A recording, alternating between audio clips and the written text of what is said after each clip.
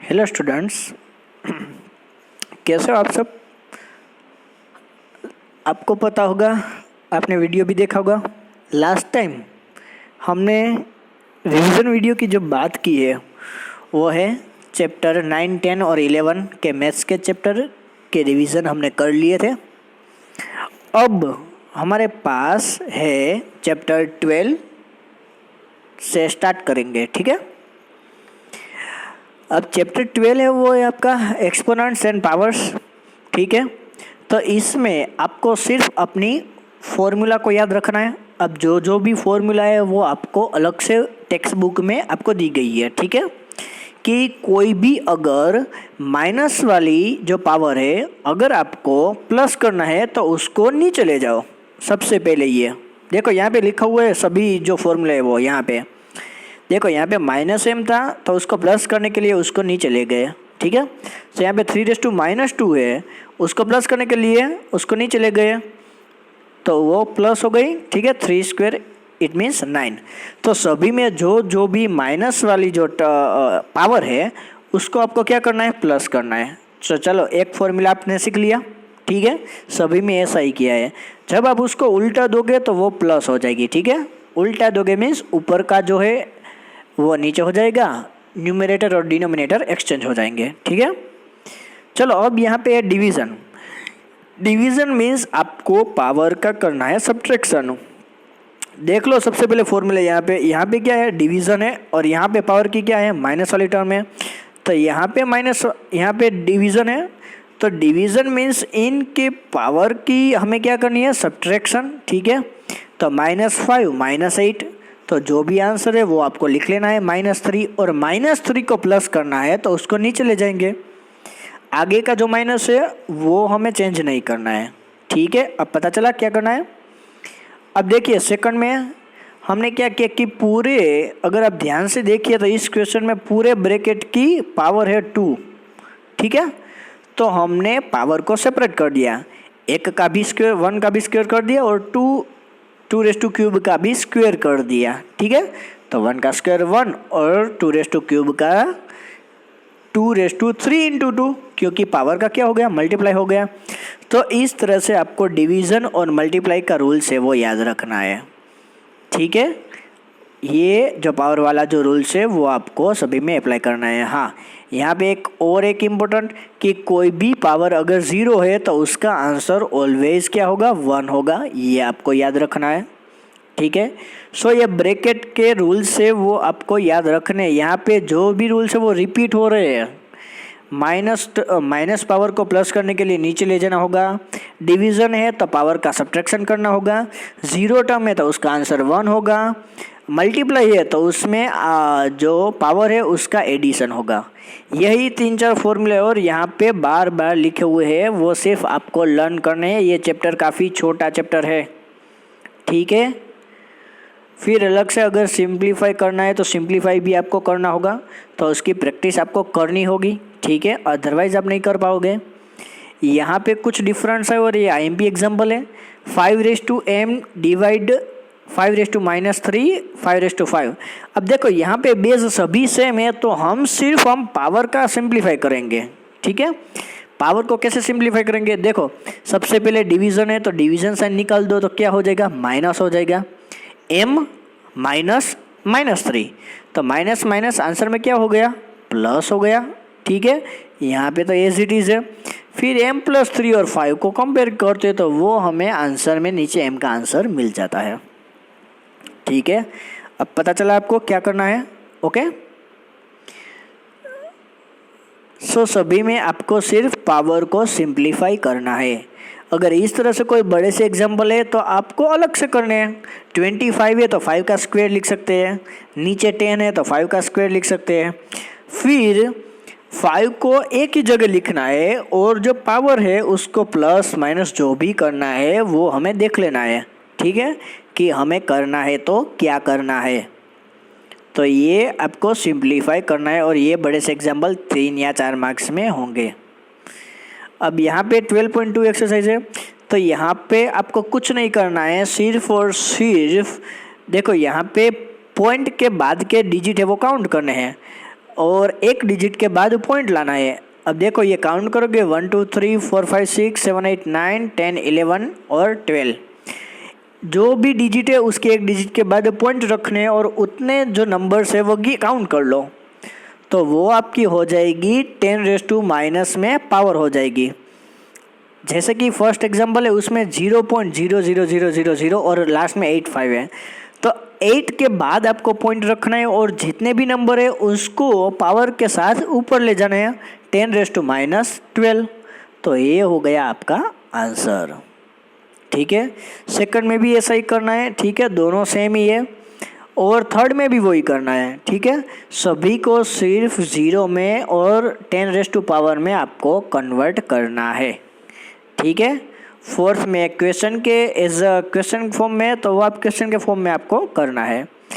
तो इस चैप्टर में आपको पावर के, अगर आपको 12.1 एक्सरसाइज तो आनी ही चाहिए। ठीक है, तो ये आपको प्रैक्टिस कर लेनी है ये चैप्टर की। ओके, अब है चैप्टर 13। ठीक है, chapter 13 direct and inverse proportion. तो इस चैप्टर में आपको पता ही है सिर्फ 2 मेथड ही अप्लाई करनी है और कुछ नहीं करना है। ठीक है, अब कैसे करेंगे, तो सबसे पहले अगर 13.1 एक्सरसाइज को यहाँ पे मैं आपको बता दूँ कि आपको सिर्फ डिवीज़न ही करना है। ठीक है, लेकिन यहाँ पे हम देखिए सबसे पहले आपको पता होना चाहिए कि आपको करना क्या है। तो क्वेश्चन सबसे पहले रीड कर लो। ठीक है, और सभी में A1 B1 A2 और B2 ये सबसे पहले फाइंड आउट कर लो कि A1 वैल्यू क्या है, B1 वैल्यू क्या है, A2 वैल्यू क्या है, B2 वैल्यू क्या है। ठीक है, तो ये सभी हो गया। अब सिर्फ आपको फॉर्मूला रखना है A1/B1। ठीक है, A1 और B1 का आप डिवीज़न कर देंगे तो आपको आंसर मिल जाएगा। फिर A2 और B2 है, A3 और B3 है, तो सभी में आपको इस तरह से ही करना है।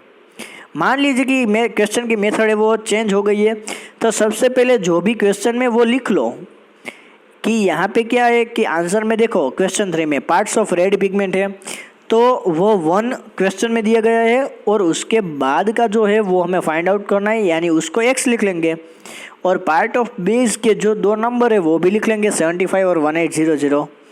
फिर सिर्फ डिवीज़न के फॉर्म में आपको लिखना है 1/75 इक्वल टू x/1800। ठीक है, इस तरह से आपको सिर्फ और सिर्फ मल्टीप्लाई करना है। डिवीज़न के फॉर्म में लिख लो, फिर मल्टीप्लाई इस तरह से उस ओर ले जाओ। जो भी आपको A1 B1 A2 B2 की वैल्यू आपको पता होनी चाहिए, अगर वो फॉर्मूला में लिखेंगे तो आपके लिए ये क्वेश्चन है वो बहुत ही ईजी हो जाएगा। ठीक है, सभी में ऐसा ही करना है। सभी में सबसे पहले A1 B1 A2 B2 वो वैल्यू सभी आप फाइंड आउट कर ही लो। ठीक है, तो ये चैप्टर आपके लिए इजी हो जाएगा। सिर्फ रीड करके सिर्फ आपको 4 वैल्यू लिखनी है और उसको डिवीज़न फॉर्म में लिख लेना है, तो आपको है वो आपको आंसर मिल जाएगा। अब 13.2 है, देखो इसमें अभी तो क्वेश्चन 2 में तो यही मेथड है डिवीज़न फॉर्म वाली, क्वेश्चन 3 में भी वैसा ही है, डिवीज़न ही है। जो डिफरेंट है वो मैं आपको बता रहा हूँ। रुको, हाँ यहाँ पे है क्वेश्चन 5 में देखो यहाँ पे मेथड है वो चेंज हो रही है। यहाँ पे जो एनिमल्स और डेज की बात की है, तो एनिमल्स कितने हैं 20 और 30, और यहाँ पे डेज में 6 और x। तो देखो उसको किस फॉर्म में लिखा हुआ है। यहाँ पे डिवीज़न है वो 20/30 लिखा हुआ है और x/6 लिखा हुआ है। तो ये जो मेथड है वो आपको माइंड में बिठानी होगी कि ये हमें इस तरह से हमें सिंप्लीफाई करना है। ठीक है, देखो इसमें भी देखो वही है, 3 और 4 को डिवाइड किया है और x/4 को डिवाइड किया है। सो आपको ये फॉर्म है वो पता होनी चाहिए कि कभी हमें किस टाइप का फॉर्मूला वो कहाँ पे हमें सिंप्लीफाई करना है। और इस चैप्टर में कुछ है ही नहीं, यहाँ पे तो चैप्टर है वो पूरा हो जाता है, लेकिन सिर्फ ये दोनों मेथड है। क्या है, सिर्फ ये दोनों मेथड है, तो वो आपको अप्लाई करनी है। ठीक है, अब आपको पता चल गया कि क्या करना है। ओके, तो यहाँ पे आपका चैप्टर 13 है, उसमें 2 मेथड ही आपको कवर करनी है। अब मैं आपको सिखाता हूँ चैप्टर 14 के बारे में। अब है चैप्टर 14 फैक्टराइजेशन। अब देखो चैप्टर 14 में आपको करना क्या है। देखो फैक्टर्स जो निकालने हैं वो मैंने आपको ऑलरेडी क्लास में बताया था कि फैक्टर्स हम कैसे निकालते हैं। 12 है तो 12 के फैक्टर्स क्या होंगे। देखो 6 2 ज़ा 12, तो 6 का क्या हो गया 3 इंटू 2।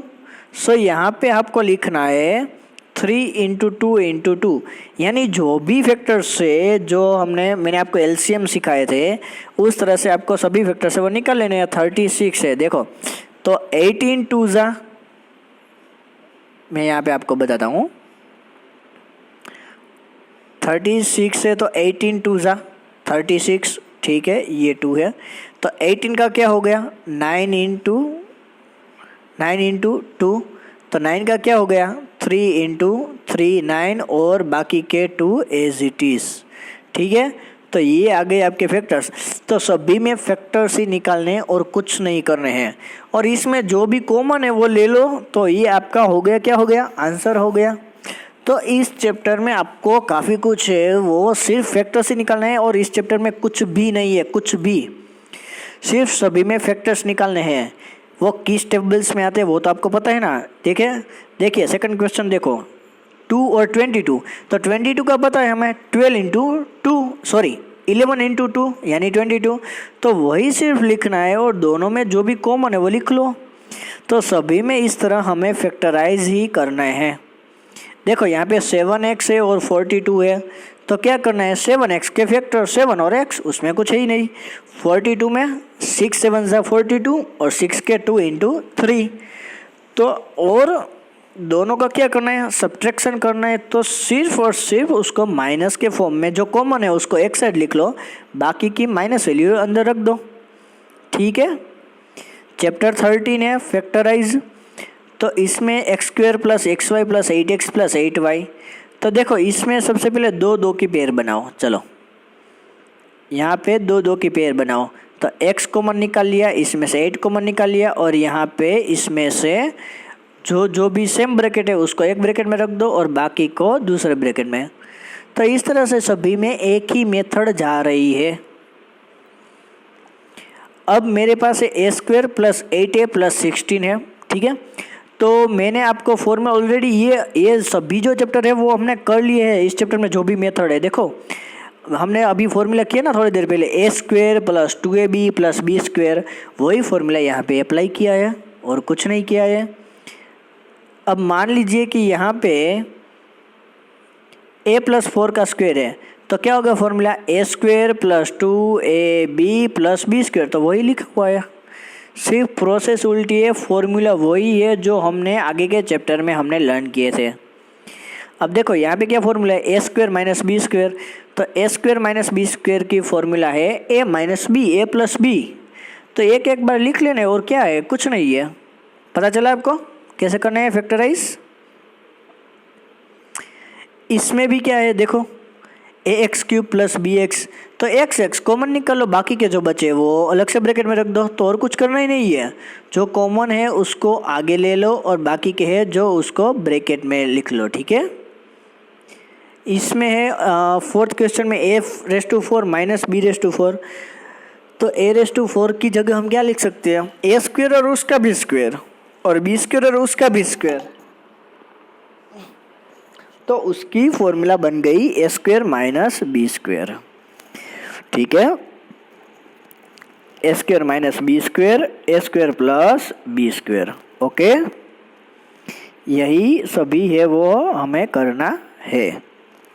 इसमें भी आपको फैक्टराइज ही करना है, तो सबसे पहले आप देख लो कि क्या क्या करना है। ठीक है, इसमें देखो कुछ नहीं करना है, जो फैक्टर्स निकाले उसको सिर्फ डिवीज़न फॉर्म में लिख लेना है, और जो ऊपर नीचे कॉमन है उसको कट कर दो, क्योंकि सभी क्या है मल्टीप्लाई फॉर्म में है। तो ये भी आपको सिर्फ फैक्टर्स निकाल के उसका डिवीज़न करना है। क्वेश्चन 2 में भी यही करना है। ठीक है, थर्ड क्वेश्चन है उसमें भी वही करना है। डिवीज़न फॉर्म में लिख लेना है और जो कॉमन है उसको एक साइड ले लो, बाकी के जो कट है उसको कट कर दो, ठीक है। और फोर्थ क्वेश्चन में भी वही है। तो इस तरह से आपको ये चैप्टर है वो पूरा का पूरा कंप्लीट कर लेना है, ठीक है। नेक्स्ट टाइम ये आपको जो भी है, अगर कोई प्रॉब्लम है तो आप पूछ सकते हो, आप वीडियो भी देख सकते हो, ठीक है। तो आपको मैथ्स में प्रैक्टिस की ज़रूरत होगी, ठीक है। तो सबसे पहले आपको ये सभी चैप्टर है वो कर लेने हैं। आपकी फाइनल एग्ज़ाम आने वाली है तो उसके लिए वेल प्रिपेयर हो जाओ, और पेपर आपको व्हाट्सएप में सेंड कर देंगे। आपको पेपर घर पे लिख लेने हैं और आपको यहाँ पे सेंड कराने हैं, ठीक है। तो ये सभी चैप्टर है उसके रिवीजन है वो आप कर लो अच्छे से, और आपकी जो एनुअल एग्ज़ाम होगी तो उसमें आपको अच्छे से अच्छे मार्क्स मिले, ठीक है। तो ये सभी जो चैप्टर मैंने आपको मैथ्स सब्जेक्ट में जो रिवीजन कराए वो अच्छे से देख लो, बाद में आपको अच्छे से एग्ज़ाम में लिख लेने हैं, ठीक है। Thank you.